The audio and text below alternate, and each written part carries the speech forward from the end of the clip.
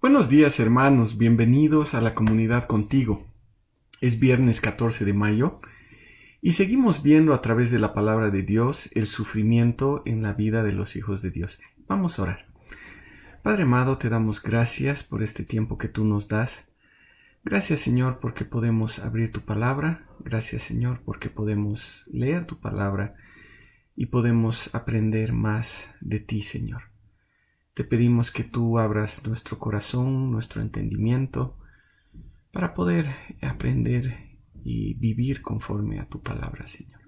Te damos gracias, Padre, en el nombre de tu Hijo amado. Amén. El lunes pasado vimos la primera parte de por qué sufrió Pablo.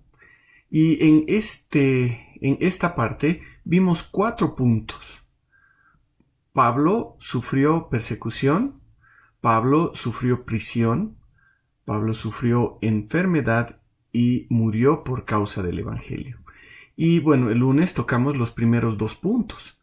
Pablo sufrió persecución, fue perseguido en muchos lugares por predicar el Evangelio, a Cristo crucificado. Pablo fue perseguido por los judíos. Ellos incitaron a las personas a echar a Pablo de sus ciudades. Incluso fue apedreado y dado por muerto, fue azotado con varas, y todo por causa del Evangelio. También vimos cómo Pablo sufrió prisión. Fue encarcelado en Filipos, fue apresado en Cesarea, también fue encarcelado en Roma. Pablo fue tratado de una forma injusta y fue llevado a la cárcel, fue encadenado y fue sujetado a un cepo. Pablo es el claro ejemplo de que los hijos de Dios estamos expuestos al sufrimiento por causa del Evangelio.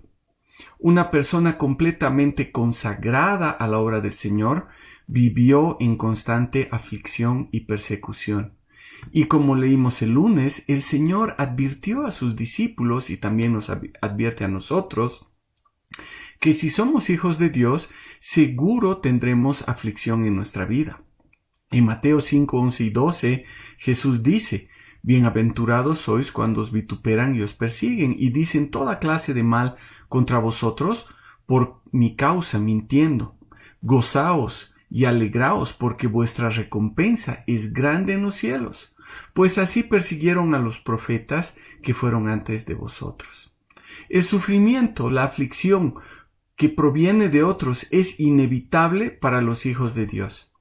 Quien predica que la vida de los hijos de Dios es una taza de leche o es de color rosa, predica un evangelio que está fuera de la palabra de Dios.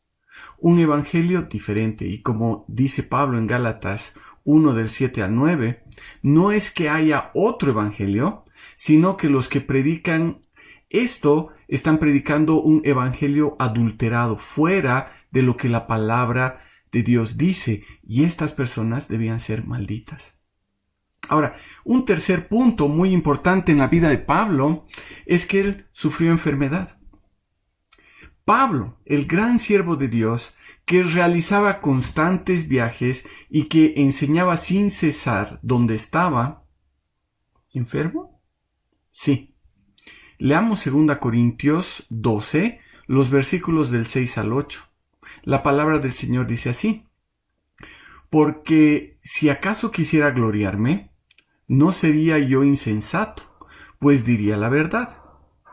Pero desisto, para que nadie piense de mí más de lo que ve en mí u oye de mí, y para que no me exalte desmedidamente por la grandeza de las revelaciones, me ha sido dado un aguijón en la carne, un mensajero de Satanás, que me abofetee para que no me enaltezca demasiado. En cuanto a esto, 3 veces le he rogado al Señor que lo quite de mí. Saben, no hay referencia exacta de qué es lo que tenía Pablo. Muchos comentaristas dicen que tenía que ver con sus ojos. Y tal vez es la idea más generalizada y más acertada, tomando en cuenta lo que Pablo dice en Gálatas 4:15 y 6:11, donde da a entender la deficiencia que tenía en cuanto a su vista. Algunos dicen que posiblemente, luego del encuentro de Pablo con el Señor Jesús en el camino a Damasco, Pablo quedó marcado en sus ojos. Leí en un libro que puede ser que Pablo tenía una supuración o una clase de escamas, un desescamado en sus ojos.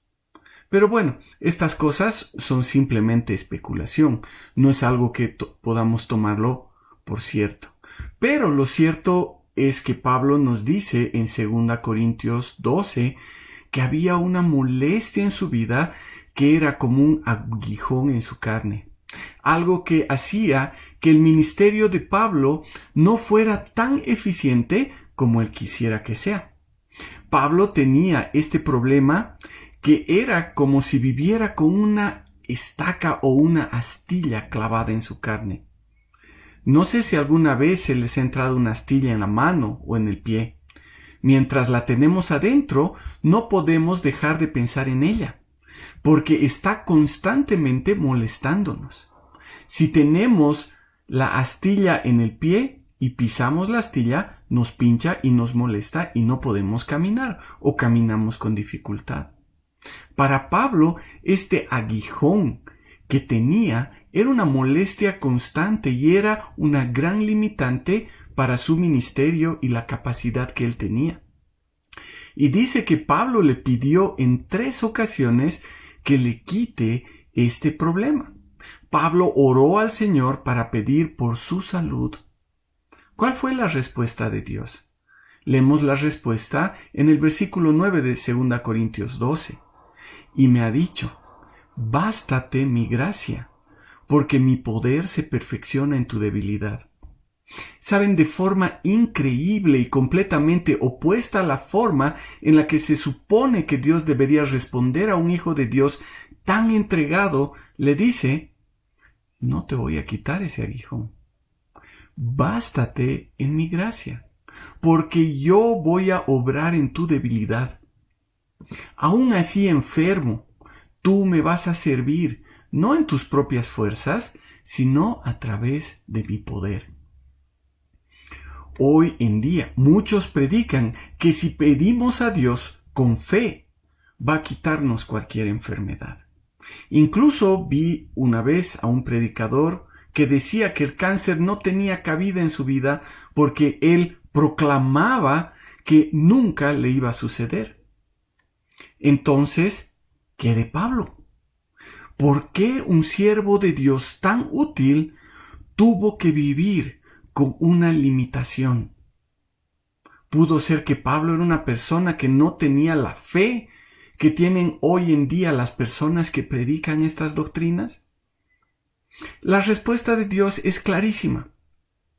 Bástate mi gracia, porque mi poder se perfecciona en tu debilidad.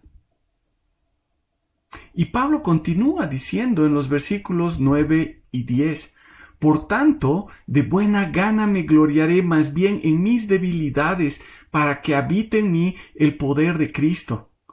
Por eso me complazco en las debilidades, afrentas, necesidades, persecuciones, angustias por la causa de Cristo. Porque cuando soy débil, entonces soy fuerte. Pablo entendió que si Dios le hubiera quitado ese aguijón, él hubiese sido más eficiente, pero podría tratar de atribuirse la gloria a él mismo. Pero su gran limitación, su debilidad, hacía que todo lo que podía lograr no era en sus fuerzas, sino a través del poder de Dios. Vemos que Pablo no solo veía su enfermedad, sino también la necesidad, la persecución, las afrentas y la angustia como algo que Dios estaba usando para mostrar su poder. Pablo veía que toda la aflicción en su vida y ministerio estaba encaminada a que la gloria sea para Dios y no para Pablo. Y también Pablo escribe en Romanos 8:28 lo que hemos leído en anteriores devocionales. Y sabemos que Dios hace que todas las cosas ayuden a bien a los que le aman. Esto es, a los que son llamados conforme a su propósito. Saben, el sufrimiento en la vida de Pablo fue para cumplir el propósito de Dios, mostrar su gloria a través de una persona que no podía confiar en sus propias fuerzas, mostrar su gloria a través de toda la persecución y el dolor que Pablo sufrió. A veces podemos preguntarnos, ¿por qué un misionero como Pablo tuvo que naufragar 3 veces? Cuando salimos a misiones, pensamos que tenemos que estar exentos de sufrir problemas. Ni siquiera debía pincharse una llanta del carro en el que estamos yendo, porque el Señor tiene que protegernos en la obra. Y saben, esa es una gran mentira. Cuando pasan cosas en ministerio, cosas que nos complican y nos afligen, al final vemos la mano de Dios. En el relato de Hechos 27 y 28, vemos que Pablo naufragó y luego lo mordió una víbora. Finalmente, él pudo mostrar la gloria de Dios a través de estas situaciones. Las personas pudieron ver también la gloria de Dios cuando vieron que Pablo oraba por los enfermos y eran sanados. Dios tenía un propósito específico y ese propósito era que las personas de Malta pudieran ver su gloria y pudieran escuchar el mensaje del Evangelio. Ahora, por último, el último punto, Pablo murió por causa del Evangelio. Ahora, en la Biblia no tenemos registrada la muerte de Pablo, pero según los registros históricos de la época, Pablo fue decapitado. Cuando le dice a Timoteo en su segunda carta, en el capítulo 4, los versículos 6 al 8, dice, porque yo ya estoy a punto de ser ofrecido en sacrificio, y el tiempo de mi partida ha llegado. He peleado la buena batalla, he acabado la carrera, he guardado la fe. Por lo demás, me está reservada la corona de justicia, la cual me dará el Señor, el juez justo, en aquel día. Y no solo a mí, sino también a todos los que han amado su venida. Era claro para Pablo que su muerte estaba cercana. Pese a eso, Pablo siguió trabajando en la obra y predicando el Evangelio. Pablo murió. Ahora, no murió por sus ideales, sino entendiendo lo que Jesús dijo a sus discípulos, que está en Mateo, Marcos y Lucas. Marcos 8:34 al 38 dice, y llamó así a la gente juntamente con sus discípulos y les dijo, si alguno quiere venir en pos de mí, niéguese a sí mismo, tome su cruz y sígame. Porque el que quiera salvar su vida, la perderá. Pero el que pierda su vida por causa de mí y del Evangelio, la salvará. Pues ¿de qué le sirve al hombre ganar el mundo entero y perder su alma? Porque ¿qué dará el hombre en rescate de su alma? Pues el que se avergüence de mí y de mis palabras en esta generación adúltera y pecadora, el Hijo del Hombre se avergonzará también de él cuando venga en la gloria de su Padre con los santos ángeles. ¿Por qué sufrió Pablo? Saben, a través de toda su vida, Pablo sufrió mucho. Y sufrió porque el Señor quería mostrar que su ministerio estaba basado no en las grandes cualidades de Pablo, sino solo y únicamente en el poder de Dios. No para la gloria de Pablo, sino para la gloria de Dios. Vamos a orar. Padre amado, te damos gracias por este tiempo que tú nos das y gracias por tu palabra. Gracias, Señor, porque a través de ella podemos encontrar aliento para nuestras vidas. Gracias, Señor, porque tú nos muestras a través de tu palabra que la vida como hijos tuyos, la vida que tú nos has dado, no es una vida de riqueza, de prosperidad y de 100% alegría. Te damos gracias, Señor, porque tú te vas a glorificar en nosotros, incluso en esas situaciones difíciles, en esas situaciones duras. Y te damos gracias, Padre, porque tú nos has considerado, para poder servirte, para poder ser hijos tuyos. Te damos gracias, Padre, en el nombre de tu Hijo amado. Amén. Bueno, el próximo lunes vamos a terminar con esta serie que hemos comenzado hace 7 semanas y veremos una vez más el sufrimiento en la vida de los hijos de Dios, pero ahora tomando una faceta completamente diferente.